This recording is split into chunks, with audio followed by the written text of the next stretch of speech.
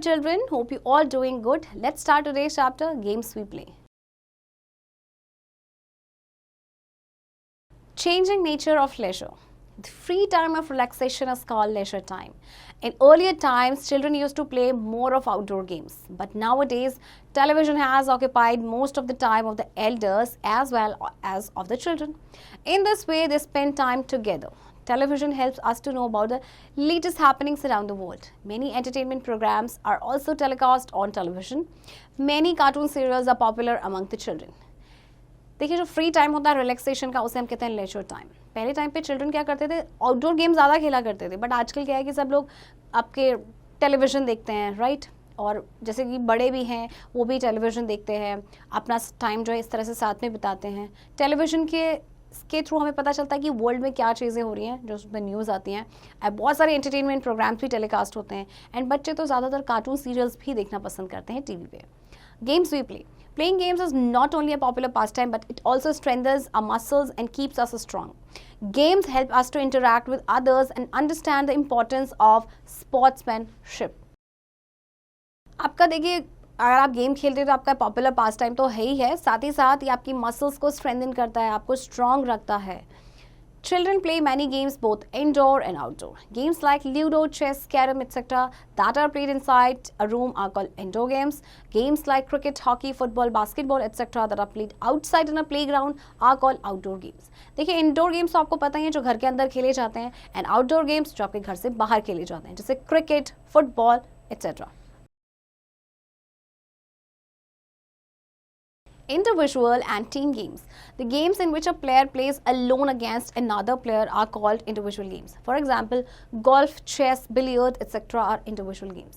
अब individuals game क्या होता है कि इसमें आपके एक प्लेयर जो है दूसरे प्लेयर के अगेंस्ट खेलता है. अगर हम जैसे इन गेम्स की बात करें, गोल्फ, चेस एंड बिलियर्ड्स, ये सारे आपके क्या है, इंडिविजुअल गेम्स हैं. The games in which a group of players play against another group are called team games. For example, cricket, football, baseball etc. Are team games. देखिए जिसमें आपके group of players होते हैं जो दूसरे ग्रुप के साथ compete कर रहे होते हैं, उसे कहते हैं टीम गेम, जैसे क्रिकेट या football. What is team spirit? The cooperation and coordination among the team members is called team spirit. A team needs to have team spirit so as to win the game. Every player of a team must play for the team and not for herself, himself. देखिए आपका team spirit क्या है, ये होता है cooperation and coordination team members के बीच में. अब इसमें क्या होता है, हर प्लेयर को जो टीम में है उनको अपनी टीम के लिए खेलना होता है, ना कि खुद के लिए, right. Do you know 11 players में क्रिकेट टीम, 6 प्लेयर्स में वॉली टीम. क्रिकेट में आप सबको पता होता है क्रिकेट की टीम में 11 प्लेयर्स होते हैं, जबकि वॉली टीम में 6 प्लेयर्स होते हैं. National sport. The most popular sport of a country is called its national sport. The national sport of some countries are baseball, USA, hockey, India, sumo wrestling, Japan, football, Brazil, and archery, Bhutan. National sport का मतलब जो है किसी country का particular game, right. तो देखिए जैसे कि आपको दिए गए examples, baseball and hockey India का है, baseball USA, Sumo wrestling Japan, football Brazil and archery आपका है भूटान का. Play together. Girls and boys play many games together. There are separate teams of women and men for all sports played at the national and international level. However, in certain sports like lawn tennis and badminton, both women and men may jointly play as a team.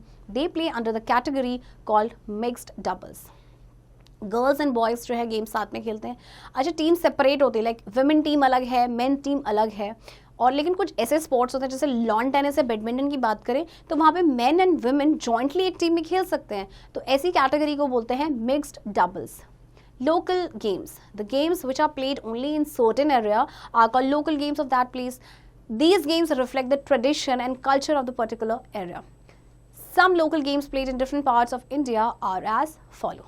Malkham.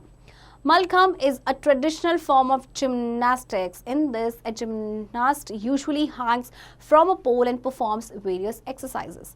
अच्छा देखिए, अगर हम बात करें local games की तो ये आपके कुछ सर्टेन एरियाज में खेले जाते हैं. जैसे अगर हम मलखम की बात करें तो ये आपका एक ट्रेडिशनल फॉर्म है जिम्नास्टिक का. इसमें क्या होता है कि एक जो जिम्नास्ट होता है वो यूजुअली एक पोल से हैंग करता है और बहुत सारी एक्सरसाइजेस परफॉर्म करता है. Thoda. Thoda is a martial art of Himachal Pradesh that relies on one's talent with a bow and arrow. It is believed that it dates back to the days of Mahabharata, when the Pandavas and the Kauravas fought each other with bows and arrows. Himachal Pradesh का ये martial art है. इसमें क्या होता है कि आपके बोज and arrows का यूज़ किया जाता है, और ऐसा माना जाता है कि महाभारत के टाइम से ये है, जब कौरव और पांडव जो है एक दूसरे से बोज एंड एरोज से लड़ते थे. Palamkali. The most exciting part of Onam is the snake boat race, which is held at various places in Kerala. About 100 oarsmen row the huge boats. देखिए, ओनम के बारे में आपने सुना होगा, जो केरला का एक हार्वेस्ट फेस्टिवल है. तो इसकी सबसे बड़ी स्पेशलिटी होती है, इसमें एक स्नेक बोट रेस होती है. तो इसमें क्या होता है कि 100 oarsmen जो है एक बड़ी सी बोट को चलाते हैं. Each boat hoists green and scarlet silk umbrellas, and their numbers denote the affluence of the family to which the boat belongs. These races are keenly contested and reflect a high degree of sporting ability and excellence. देखिए, हर boat में क्या होता है कि एक green और Scarlett silk umbrella होता है, एंड नंबर जो है वो डिनोट करता है कि ये बोट कौन सी एफ्लुएंट फैमिली से बिलोंग करती है. Kalaripayattu. Kalaripayattu is one of the oldest martial art form in the world. Legends claim that this art form began with sage Parshuram. Kalari is the Malayalam word for a special king of Chim, where the martial art form Kalaripayattu is practiced. Kalaripayattu is very similar to karate and kung fu, the martial art forms of Japan and China respectively. देखिए, ये आपकी जो कलारी पयट्टू है, ये oldest martial art form है world की, और लोगों को तो ऐसा मानना है कि ये शुरुआत हुई थी परशुराम का टाइम से. कलारी जो है आपका एक्चुअल में एक मलयालम वर्ड है, जो एक वो जिसके लिए यूज़ किया जाता है for special king of gym, जहाँ पे मार्शल आर्ट होती है आपकी. तो आपकी जो कलारी पयट्टू है, ये आपके कराटे एंड कुंग फू से काफ़ी सिमिलर है. Wrestling. Wrestling, also called Kushti, has a long history in India. You can get a glimpse of it in our temple carvings and ancient paintings. Ancient Hindi epics such as the Mahabharata has its mention. In ancient times, kings sometimes did not fight battles. Instead, they sent their champion wrestlers to engage in a wrestling match. The wrestler who felt his rival was supposed to have won victory for his king. Wrestling, जिसे कुश्ती भी कहा जाता है, इसका काफ़ी लंबा इतिहास रहा है इंडिया में. और आपको जैसे कि किसी भी आप एंशियंट पेंटिंग्स को देख लीजिए, या किसी टेंपल में आप टेंपल कार्विंग्स देख लीजिए, वहाँ पे आपको इसके ग्लिम्पसेस नजर आएंगे. और जैसे कि महाभारत में भी इसका मेंशन किया गया है. पहले टाइम में क्या होता था, जो किंग थे वो फाइट नहीं करते थे, मतलब लड़ाइयाँ नहीं लड़ते थे, वो क्या करते थे, अपने चैंपियन रेसलर को भेज देते थे रेसलिंग मैच में. तो जो रेसलर मैच जीतेगा, यानी जो रेसलर जीत जाएगा उस कंपटीशन में, इसका मतलब उसका राजा वो विक्ट्री जीत चुका है. Thangta. Thangta is a traditional martial art of Manipur. In Manipuri, thang means a sword and ta is a spear. Thangta therefore is a fight using a sword and a spear against one or more opponents. Thangta was used with great success by the Manipuri kings to fight against the British. Thangta में देखिए आपका क्या है, ये आपका martial art है मणिपुर का, और इसमें मीनिंग है इसका, थांग का मतलब होता है स्वॉर्ड एंड टा का मतलब होता है स्पीयर. तो फाइट मतलब तांगा इसलिए यूज़ किया जाता है कि स्वॉर्ड एंड स्पीयर का यूज़ किया जाता है किसी भी ओपोनेंट से लड़ने के लिए. तो ये जब ब्रिटिशर्स ने मणिपुर में अटैक किया था, तो वहाँ के लोगों को बड़ी सक्सेस मिली थी जब उन्होंने थांगटा प्रैक्टिस किया था. Kabaddi. Kabaddi is a very popular and simple game. It is played on a level ground between two teams of 7 players each.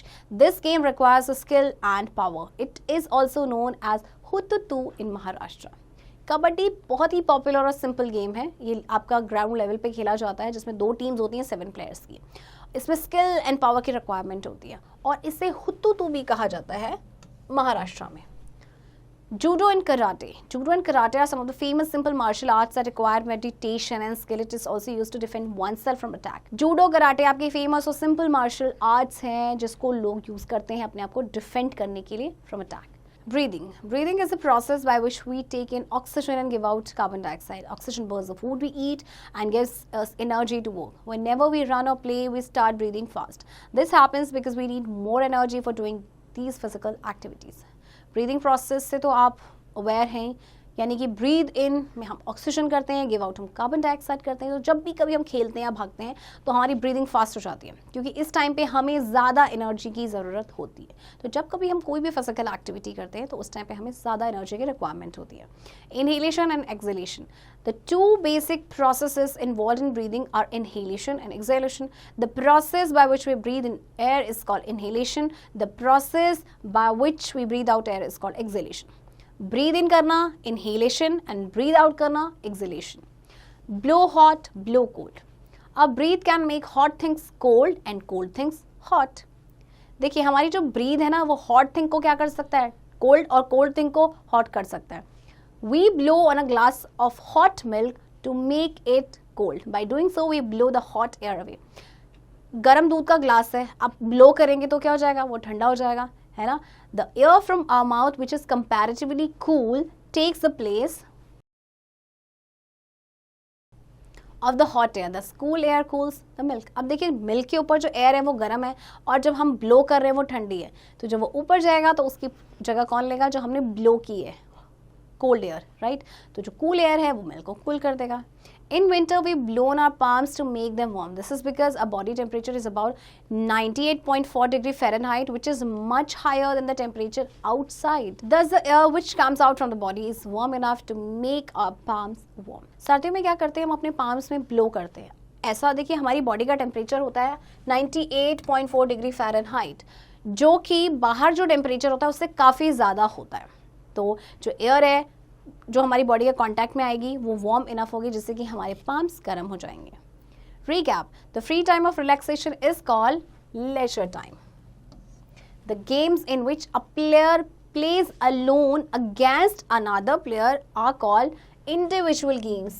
The games in which a group of players play against another group are called team game. The cooperation and coordination among the team members is called team spirit. Martial arts is a form of mock combat or a fight that is not for real, which has been developed a form of art or beauty by people who practice it. Children, I hope आपको chapter समझ आएगा. और इस chapter की practice अब आप खुद से करेंगे.